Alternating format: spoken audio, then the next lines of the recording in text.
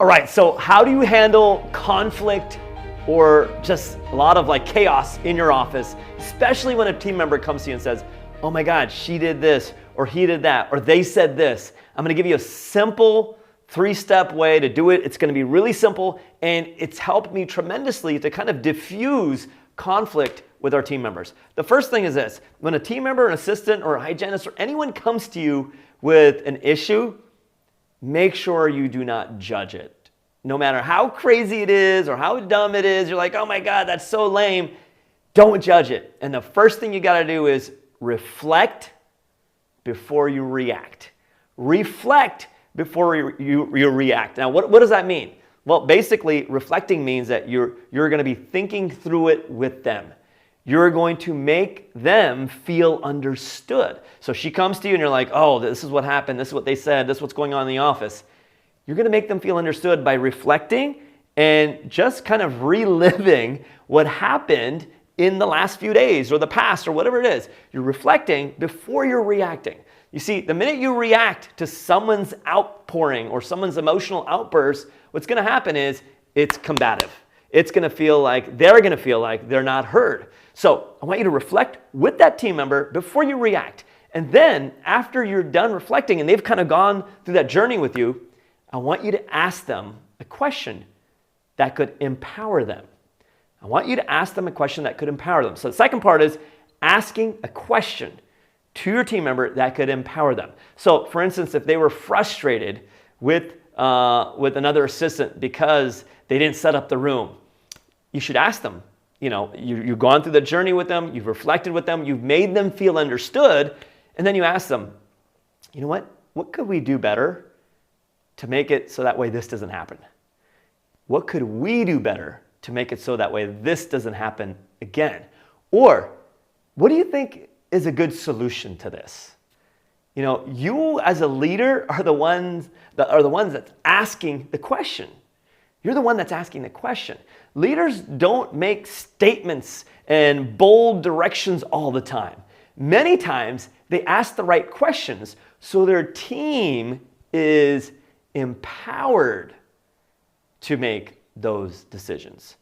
You see, the better you are at empowering your team through asking the right questions, the better your team will be. Because what we want is we don't want to babysit, we just want a better team. We want to empower them to think for themselves so that way when we're not in the office or we're with a patient, they can think for themselves. So ask them the right questions, the questions that lead to empowerment, so that way they feel like, gosh, I got control over the situation the next time it happens. Now, don't get me wrong. If you have a bad apple in your practice, what's that line? You know, hire slow, fire quick, get them out. There's no room for that. But if you have, regular dynamic and things are going to happen, there's humans, there's people, things are going to happen in your office. If you have that, then make sure you're the leader that's asking those questions that makes them feel empowered because they came to you. Do never dismiss somebody's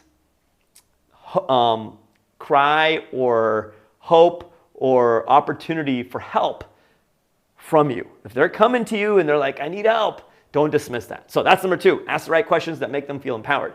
Number 3, set a date, set a time into the future where you are also going to revisit that with the team member that's frustrated. So if you just leave it open-ended, saying, hey, you know what, this is good, we fixed it. Yeah, no, it doesn't work that way, right?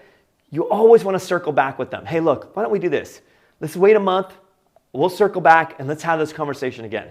Let's use some of these tactics that we thought through our questions, through our empowerment, and let's use some of those tactics in the next month to come, and then we'll circle back, and when we circle back, let me know what you think. And I'm here, I totally get it, and you'll see, most of the time, your team members, they just want to feel understood.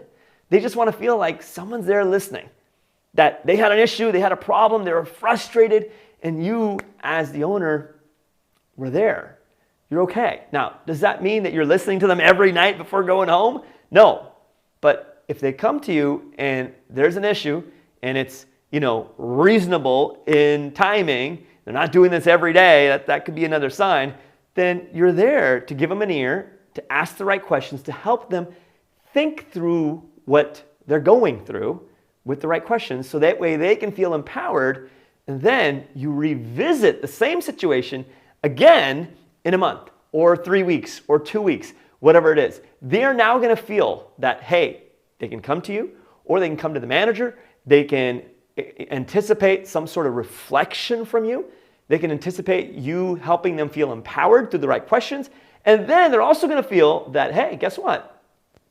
I have a circle back where we're going to touch base on this again to see how things are going because we're going to revisit it again. So simple 3-step framework to help diffuse conflict, to kind of help diffuse that, assistant or that person or that hygienist, whoever it is, the doctor, the associate, come into your office with a bunch of frustration, right? And I know that not one size doesn't always fit all, but these simple steps have helped me tremendously diffuse many situations, and I think they can help you as well. I hope this helped. Let me know in the comments what you think. As always, like, share this video, and I'll see you in the next one. And as always, live inspired.